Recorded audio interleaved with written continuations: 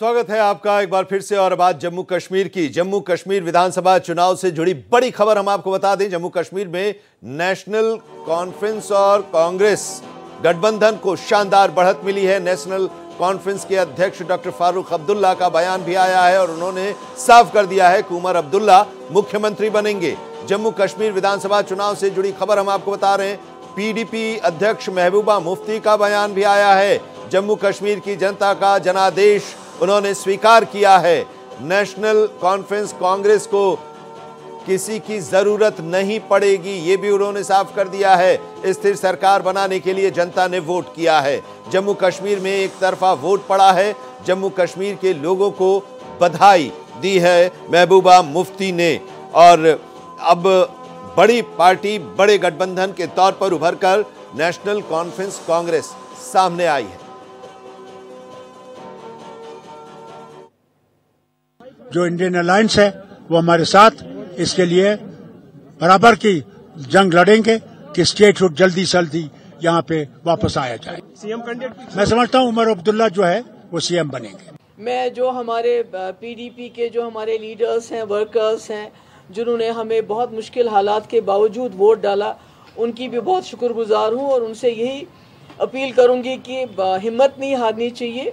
उतार चढ़ाव आते रहते हैं और मुझे इस बात की खुशी है कि जिस तरह से लोगों ने वोट किया एक स्टेबल गवर्नमेंट के लिए, तो जो इसमें गड़बड़ करने का कोई चांस नहीं अब, क्योंकि लगता था कि अगर मैंडेट कुछ मिक्स्ड होगा, अगर एक तरफा मैंडेट नहीं होगा तो फिर उसमें बहुत सी शरारतें हो सकती थी, बहुत सारी उथल पुथल हो सकती थी और कहीं ना कहीं यहाँ के जो लोगों ने मैंडेट दिया है उसको डिफीट करने की बात हो सकती थी। इसलिए I congratulate all of them, especially people of Jammu and Kashmir. जहाँ तक भारतीय जनता पार्टी का संबंध है, कार्यकर्ता होने के नाते मुझे कोई संकोच नहीं कहने में कि सबसे अच्छा परफॉर्मेंस आज तक का भारतीय जनता पार्टी का जम्मू कश्मीर में रहा है। उसका श्रेय भी मोदी जी को जाता है और मोदी जी की मान्यता जो है यहाँ पर उसको जाता है। जब हमारे सारे विधायक डिक्लेयर हो जाएंगे, वो आएंगे, उनकी बैठक होगी, उनकी भी राय ली जाएगी, फिर हमारा शीर्ष नेतृत्व अपना भी मार्गदर्शन करेगा, तो उसके बाद आगे का एजेंडा तय होता है। हरियाणा में जिस प्रकार से कांग्रेस मुक्त हरियाणा आपको देखने को मिल रहा है, ठीक उसी तरह का दृश्य आज आप जम्मू कश्मीर में भी देख रहे हैं। जी अल्हम्दुलिल्लाह, अल्लाह ताला का करम है, एक अच्छी विक्ट्री है। एक टफ कंपटीशन था बट अल्टीमेटली हम जीत गए।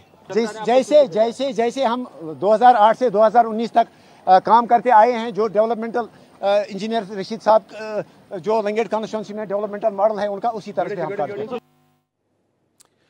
तो बात हम जम्मू कश्मीर की कर रहे हैं। जम्मू कश्मीर में 90 सीटों के लिए वोट डाले गए और आज सुबह से वहां पर मतगणना शुरू हुई और मतगणना में रुझान जो आए हैं उसमें नेशनल कॉन्फ्रेंस और कांग्रेस का गठबंधन सबसे बड़ा गठबंधन के तौर पर उभरा है और सरकार बनाने के लिए जो मैजिक नंबर चाहिए उसको पार कर गया है। यानी कि सरकार अब बनाने के लिए नेशनल कॉन्फ्रेंस और कांग्रेस गठबंधन को पूर्ण बहुमत मिल चुका है। 49 सीटों पर ये गठबंधन चुनाव में रुझान और नतीजों में आगे है। और इसके साथ ही हम आपको बता दें कि भारतीय जनता पार्टी ने 29 सीट पर जीत दर्ज की है। 42 नेशनल कॉन्फ्रेंस और 6 कांग्रेस, 48 का भी टैली जो आ रहा है वो हम आपको दिखा रहे हैं। 29 सीटों पर भारतीय जनता पार्टी ने जीत दर्ज की है। 90 सीटों का ये पूरा नंबर हम आपको बता रहे हैं। पीडीपी का प्रदर्शन सिर्फ 3 पर आकर रह गया, 3 सीट ही जीत पाई। नेशनल कॉन्फ्रेंस सबसे बड़े दल के तौर पर उभरा है 42 सीटें जीतकर। उसके गठबंधन के साथ ही कांग्रेस ने 6 सीटें जीती है, यानी कि 48 सीटों पर ये गठबंधन जीती है। 10 सीटों पर अन्य ने जीत दर्ज की है, छोटी पार्टियां और इंडिपेंडेंट्स ने जीत दर्ज की है। 29 सीट भारतीय जनता पार्टी की, पीडीपी की 3 सीट, अदर्स 10 सीट और नेशनल कॉन्फ्रेंस 42 और कांग्रेस 6, यानी कि 48। और ये सरकार बनाने के लिए जो नंबर है वो नंबर इस गठबंधन को मिल चुका है। विकास अब्रोल हमारे संवाददाता इस वक्त हमारे साथ जुड़े हुए हैं। विकास, जरा आप इन नतीजों के बारे में जरा आपका क्या विश्लेषण, क्या आकलन है, बताइए। देखिए, जिस तरह के नतीजे हैं, साफ साफ दिख रहा है कि लोगों ने जो है कश्मीर में खासकर नेशनल कॉन्फ्रेंस को ही चुना है, क्योंकि जिस तरह से पीडीपी और अन्य पार्टियां, चाहे वो इलाहाबादी संगठन से ताल्लुक रखते हो या जिन राष्ट्रीय से ताल्लुक रखते हो, वो जो हम सोच रहे थे कि सारा वोट कटेगा, वो नेशनल कॉन्फ्रेंस और पीडीपी का वोट कटेगा, वो सिर्फ पीडीपी का ही वोट कटा है। इस कारण पीडीपी को बहुत कम सीटें मिली हैं और वो सारा का सारा वोट जो है वो एनसीसी में कन्वर्ट हुआ है। तो कहीं ना कहीं एक बहुत बड़ी जीत रही नेशनल कॉन्फ्रेंस के लिए। हालांकि जम्मू संभाग की बात करें, जम्मू संभाग में भाजपा ने भी अच्छा प्रयास किया और काफी निकाली। तो आप देख सकते हैं कि ये जो एक राजनीतिक जो एक उथल-पुथल जम्मू कश्मीर में हमेशा रही है, वो इस बार भी देखी गई है कि जम्मू संभाग में जहां पैठ जो थी भाजपा की थी, भाजपा ने ज्यादा सीटें निकाली। कश्मीर में जहाँ पे नेशनल कॉन्फ्रेंस की थी, उसने वहां सीटें निकाली। तो कहीं ना कहीं ये साफ दिख रहा है कि अभी भी कोई ऐसा नेता या ऐसी कोई पार्टी सामने नहीं आ रही जो जम्मू कश्मीर को साथ लेके चलने की बात करे, क्योंकि कहीं ना कहीं कश्मीर के कल्चर और जम्मू के कल्चर में भी फर्क है, यहाँ की राजनीति, यहाँ की सोच में भी फर्क है। यही चीजें हमें बार बार देखने को मिलती है और यही कारण है कि पिछले 7 सालों में आज तक सिर्फ 3 सरकारें ऐसी रही हैं जिन्होंने पूरे 6, क्योंकि यहाँ पे 6 साल का टर्म होता था एक सरकार का, जैसे पूरे भारत में पहले 5 साल था, अब यहाँ भी 5 साल का है। तो सिर्फ 3 सरकारें रही हैं। एक सबसे पहले गुलाम मोहम्मद सादिक थी, उसके बाद उमर फारूक अब्दुल्ला, उसके बाद उमर अब्दुल्ला, जिन्होंने अपने 6 साल के टेन्योर पूरे किए हैं।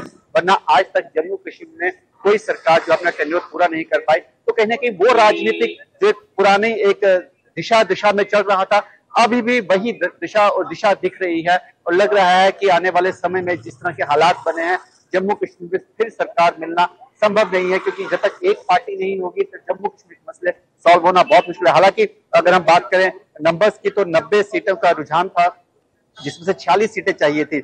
लेकिन अगर उपराज्यपाल द्वारा जिस तरह से कहा जा रहा है 5 विधायकों को मनोनीत किया जाता है, तो सीटों की संख्या जो है वो बढ़ जाएगी, वो 95 हो जाएगी। ऐसे में जो एक जादुई आंकड़ा वो 48 का है, जो नेशनल कॉन्फ्रेंस और कांग्रेस के पास लग रहा है अभी है, क्योंकि 42 और 48 पूरे बंद है। ऐसे में उन्हें किसी की जरूरत नहीं पड़ेगी। फिलहाल पीडीपी भी कह रही है हम सपोर्ट करने को तैयार है, लेकिन क्या कब किसकी जरूरत पड़े अभी ये कहना बहुत जल्दी होगी। लेकिन फिलहाल अभी लग रहा है कि जम्मू कश्मीर में नेशनल कॉन्फ्रेंस और कांग्रेस का गठबंधन की सरकार बनती दिख रही है। ठीक है, आप हमारे साथ बने रहिए। हरियाणा में भारतीय जनता पार्टी को क्लियर मैंडेट मिला है और वहां की तस्वीर एकदम साफ है। रणजीत सिंह सुरजेवाला क्या कह रहे हैं, जरा सुन लेते हैं। मेरे साथियों, कांग्रेस विधायक दल की बैठक कल बुलाई गई और मुझे आज बुलाया। मैं आदित्य को तो ये कहूंगा, आदित्य और सुदीप भाई तो यहीं रहेंगे और वो कल सुबह आएंगे और मैं आपसे आज अनुमति लूंगा, क्योंकि कुछ चर्चा करने के लिए कांग्रेस अध्यक्ष जी ने और सारी सीनियर लीडरशिप ने आज बुलाया। मैं आपसे एक ही बात कहता हूं कि जिस प्रकार से आपने प्रेम और आशीर्वाद दिया, जिस प्रकार से आपने विषम परिस्थितियों में कांग्रेस पार्टी को यहां चुनाव जिताया, जिस प्रकार से कठिन जहां कहते थे कि कांग्रेस जीत नहीं सकती या कांग्रेस कमजोर है, उन गांव के अंदर भी कांग्रेस ने पिछली बार से 600, 700, 800, 200, 400 वोट की बढ़त पाई। मैं देख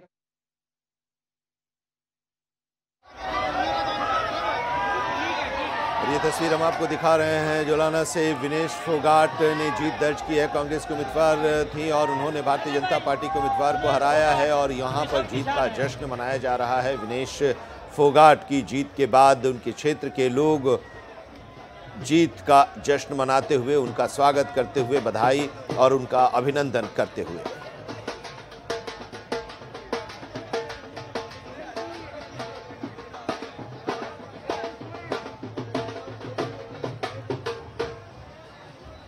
कांग्रेस को ये उम्मीद थी कि इस बार वनवास कांग्रेस की खत्म होगी और सरकार वहां पर बनाएगी 10 साल के बाद, लेकिन कांग्रेस सरकार बनाने की स्थिति में तो नहीं आई। लेकिन विनेश फोगाट पहली बार राजनीति में शामिल होने के बाद चुनाव लड़ी हैं और कांग्रेस के उम्मीदवार के तौर पर जोलाना से चुनाव मैदान में उतरी और उन्होंने जीत दर्ज की है। और इस जीत दर्ज करने के बाद अब उनका स्वागत उनके क्षेत्र के लोग कर रहे हैं, अभिनंदन कर रहे हैं, बधाई दे रहे हैं। ये तस्वीर हम आपको दिखा रहे हैं उनके विधानसभा क्षेत्र की।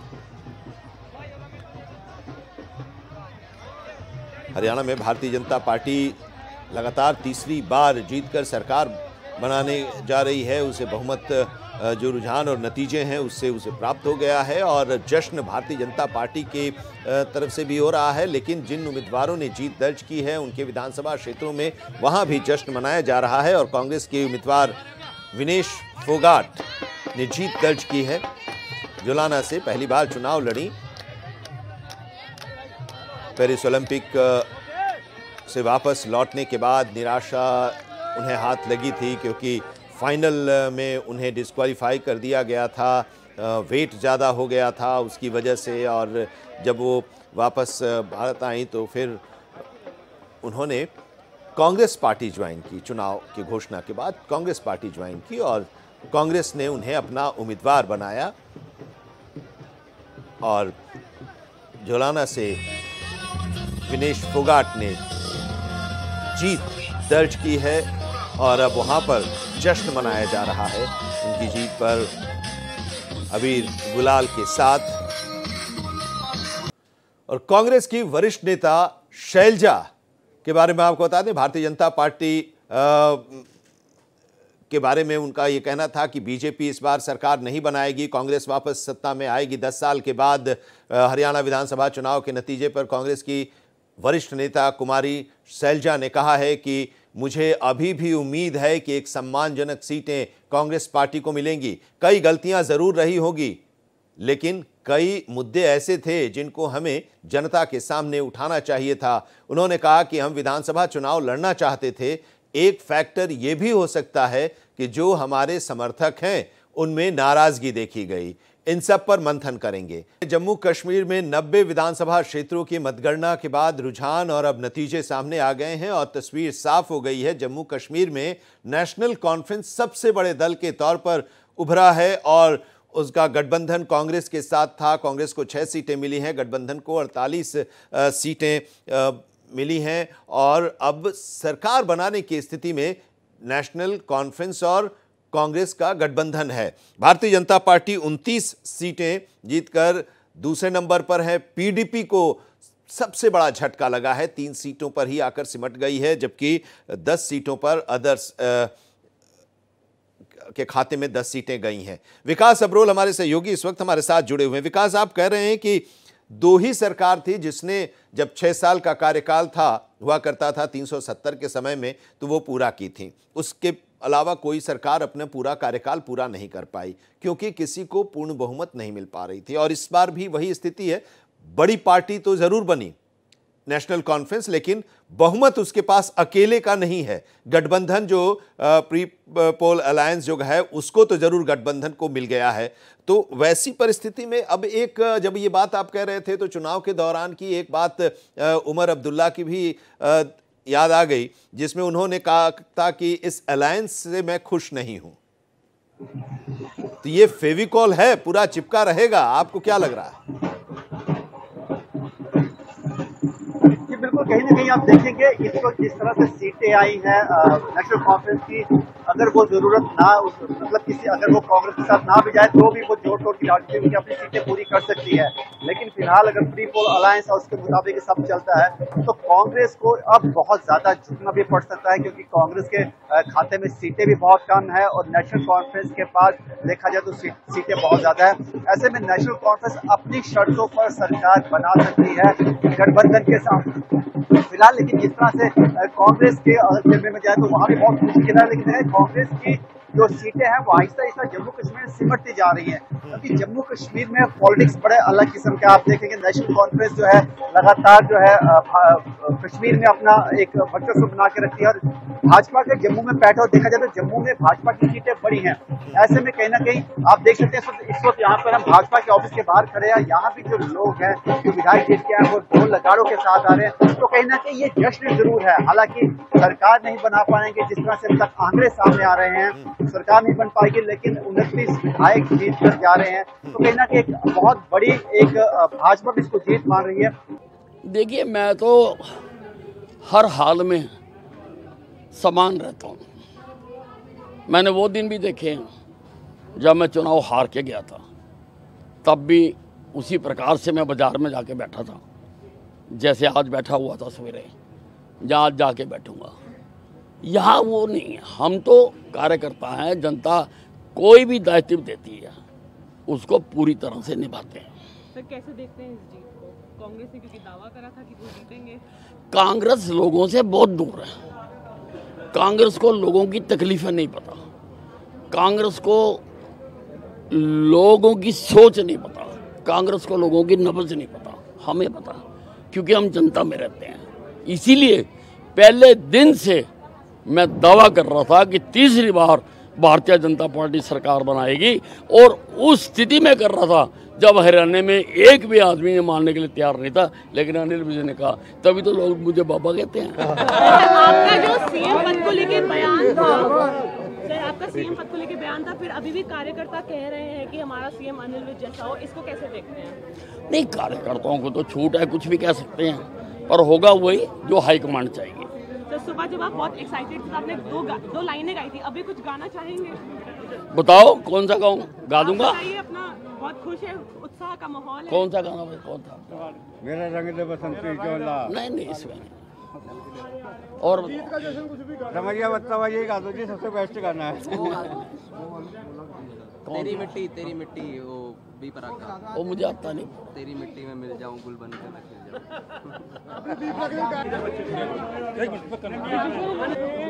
कैंट से चुनाव जीते और काफ़ी उतार चढ़ाव इनके जब वोटों की गिनती चल रही थी तो उस दौर में था, कभी पीछे हो जा रहे थे, कभी आगे हो रहे थे, लेकिन बार बार ये दावा ये कर रहे थे कि आखिर में नतीजा उन्हीं के पक्ष में आएगा और फिर वो चुनाव जीत गए हैं। और चुनाव जीतने के बाद अब कह रहे हैं कि कांग्रेस पार्टी जनता की नब्ज को नहीं पहचानती, जनता की समस्याओं को नहीं जानती, भारतीय जनता पार्टी जानती है। और इसीलिए तो भारतीय जनता पार्टी के बारे में पहले से ही दावा हम कर रहे थे कि तीसरी बार भारतीय जनता पार्टी सत्ता में आएगी। चलिए जम्मू कश्मीर का रुख करते हैं। विकास अब्रोल हमारे संवाददाता हमारे साथ जुड़े हुए हैं। विकास, जरा आप तो बता रहे हैं, भारतीय जनता पार्टी के बारे में जरा बताइए कि कश्मीर घाटी में उम्मीद ये की जा रही थी कि इस बार प्रदर्शन उसका अच्छा होगा, लेकिन खाता नहीं खुला।